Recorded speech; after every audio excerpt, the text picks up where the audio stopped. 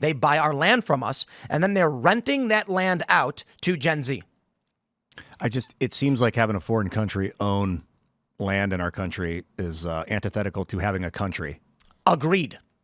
So wrong, especially like a country that's hostile toward America the way China is. It doesn't make any sense to me. When I heard they were buying up all this farmland, I'm like, why are we allowing this? Yeah. Well, it's private deals, right? So people of any country are allowed to start companies in the United States. They do. They can invest, and business people will brag about the investment from these countries into our country, and then they put in offers. There was a real estate agent who tweeted at me earlier and said that we largely are seeing Indian and Chinese buyers. They're buying multiple homes and they're renting them out. And so what happens? Gen Z owns no homes. I think Gen Z owns like 4% of the housing market right now. 4% of homes are owned by Gen Z. At the same time, when boomers were Gen Z's age, they owned, I think, like 40% of the houses. And we're looking at 3 to 4% now. Is that what you said? So Gen Z currently owns around like 3 or 4%. Jeez. Wow. Boomers at the same. So when Gen Z was 20, max age. So right now, so this is 8 years ago. When Gen Z reached the age of 20, they owned about 4%. When boomers reached the age of 20, they owned 20%. Today, Gen Z owns, I think, like 7 or 8%, and boomers own like 70. What? Oh, or some ridiculous number. What I don't like is... I'm sorry, I have the numbers wrong. It's 4% of Gen Z owns a home, and 20% of boomers owned homes at the same age. So right now, boomers, 77%, or it's like 80-something% of boomers own homes, and many multiple homes. 72% of Gen X owns homes. 45% of millennials own homes. And then Gen Z is at like 7 or 8. Yeah, because it's compounding, just like our debt is compounding. So like the amount, the wealth distribution, the value of dollars, it's going down at a compounding rate. And what I don't like is wealth redistribution. I don't like it when the government comes in and seizes property and then for whatever purpose, like they're doing in South Africa, they might feel wronged by the colonization of South Africa by the British Empire at some point. So they want to seize it back. British Empire? Yeah, the British got in there and surged. No. They came down what? They came to South Africa after it was already populated by the Dutch. Right? The Dutch.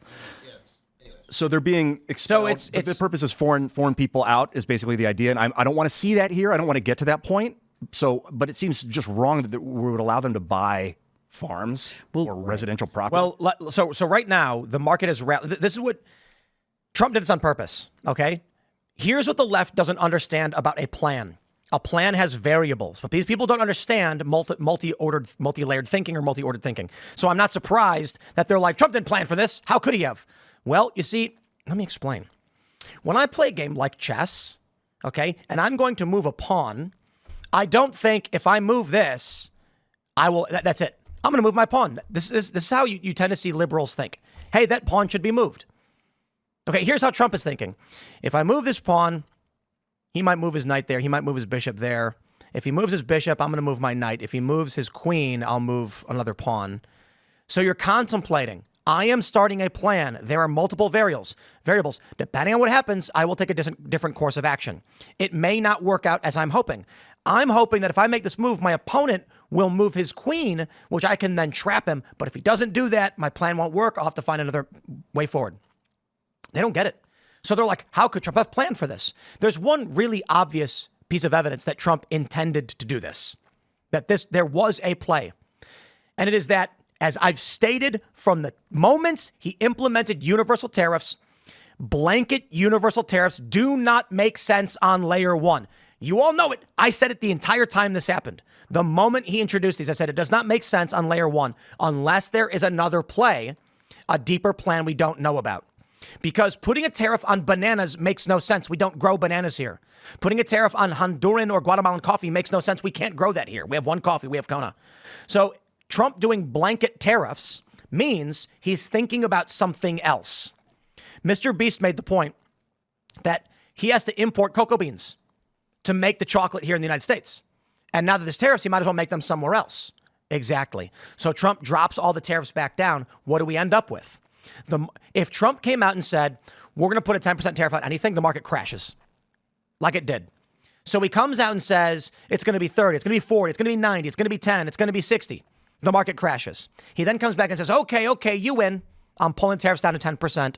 The market rallies to the largest growth in the history of this country. And he's got the 10% tariffs universally, which still doesn't ultimately make sense unless, once again, there is another play here. Thanks for checking out this clip from Timcast IRL.